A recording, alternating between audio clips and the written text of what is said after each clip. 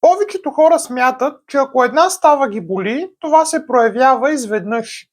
Истината не е точно такава. В огромен процент от случаите ставните проблеми започват бавно, развиват се понякога с години и първите симптоми се проявяват много преди рентгенография или АМР.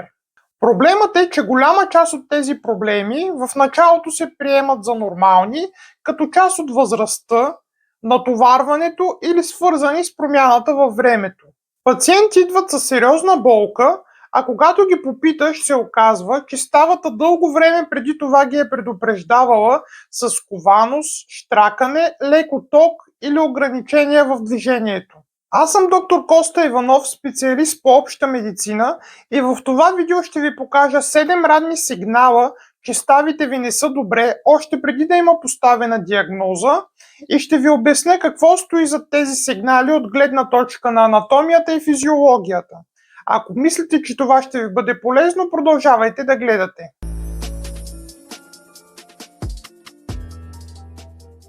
Нека първо кажем как е устроена ставата. Първо, състои се от костните краища, които не се трият един спрямо друг директно, те са покрити с хрущялна тъкан, която е мека и еластична и омекотява движението. Отвън ставата е покрита със ставна капсула, която стабилизира ставата и я прави по-устойчива, а вътре в ставната цепка се намира синовиалната течност. Тя, освен че играе ролята на смазка, също и помага за изхранването на хрущяла. А сега нека преминем и към 7-те ранни сигнала, че ставата ви не е наред, които може да разпознаете още преди да имате поставена диагноза. Първо, сутрешна скованост, която не минава бързо. Почти всеки човек може да се събуди леко схванат, особено ако е имал по-натоварен ден преди това. Обаче, когато сутрешната скованост се проявява често и продължава повече от 20-30 минути, тогава трябва да обърнем внимание на този признак. Ставният хрущял няма собствено кръвоснабдяване. Той се изхранва предимно чрез синовиалната течност, която се разпределя вътре в ставата при движение. Когато нощем останем повече време неподвижни, временно настъпва нарушение на разпределението на синовиалната течност в ставата и временно се нарушава изхранването. Затова и сутрин първите движения са по-трудни. Когато обаче сковаността се повтаря ежедневно и е по-продължителна, тогава вече може да се касае за възпалителен процес, на който трябва да се обърне по-сериозно внимание. Вторият сигнал е болка, която започва в началото на движението и отминава, щом ставата се раздвижи. Това е класически сигнал, който много хора пренебрегват, защото си казват, щом се пораздвижа, болката отминава, значи не е сериозно. В действителност този тип болка е свързан с ранни дегенеративни промени в ставния хрущял. Когато той загуби гладкостта си и равната си структура, при движение се дразнят подлежащите структури. Щом ставата се раздвижи и синовиалната течност се разпредели, активизират се и други прилежащи мускули, болката временно отшумява. Това се наблюдава често при ставане от стол, първите минути ходене или при слизане от стълби. Важно е да се разбере, че подобряването на болката след първите минути движение не означава липса на проблем, а по-скоро адаптация към натоварването. Третият сигнал е щракане, пукане или усещане за прескачане в ставата. Почти всеки човек е изпитвал това в даден момент, затова то често се пренебрегва. Истината обаче е, че не винаги това е нещо безобидно. От анатомична гледна точка, звуците в ставата могат да се дължат на движение на сухожилия върху костни издатини, пукането на мехурчета вътре в синовиалната течност или неравности по ставната повърхност. Обикновено, когато щракането не е съпроводено с болка, отток и ограничени движения в ставата, то не е сигнал за тревожност. Ако искате да разберете повече защо ставите щракат, може да се върнете по-назад в канала ми, имам видео точно на тази тема. Ако обаче щракането е ново, болезнено, усеща се като засядане и прогресира, то може да не е съвсем безобидно, а да е ранен знак за структурни промени вътре в ставата. Четвъртия сигнал е леко ток или подуване, което се появява периодично.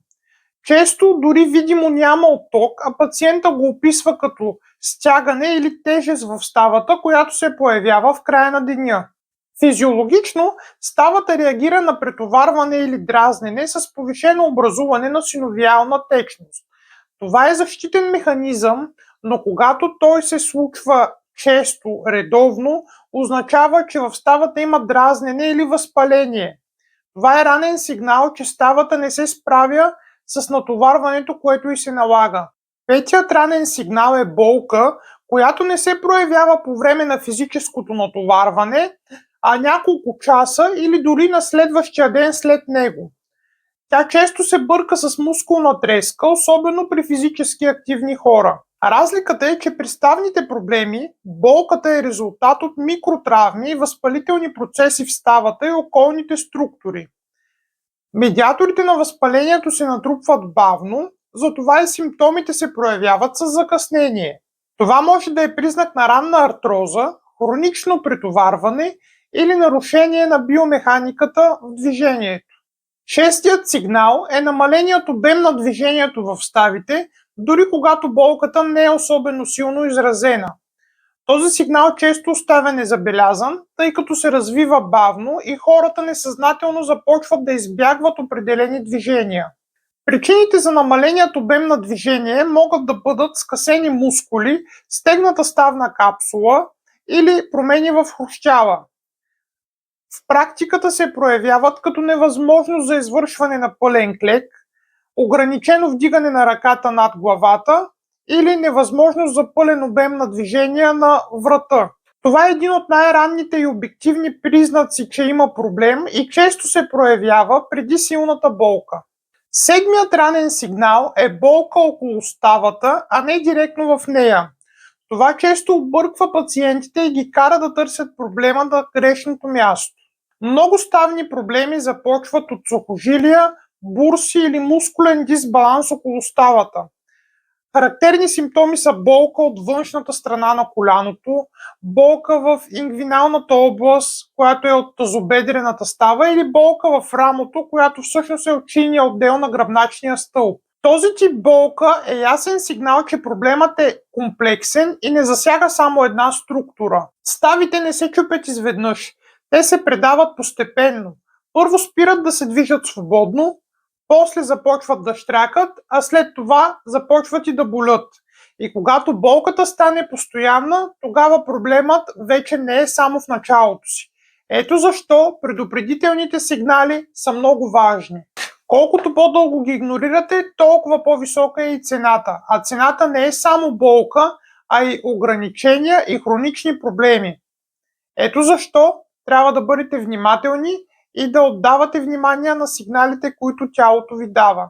Ако разпознавате един или повече от тези сигнали, това не означава сериозно заболяване. Означава обаче, че ставата ви дава важна информация, която не бива да бъде игнорирана. Ако се предприемат мерки в началото, те ще бъдат много по-ефикасни, ще повлияят проблема много по-добре и ще предотвратят възникването на структурни промени в ставата. Благодаря ви, че останахте до края на това видео. Бъдете здрави и до скоро!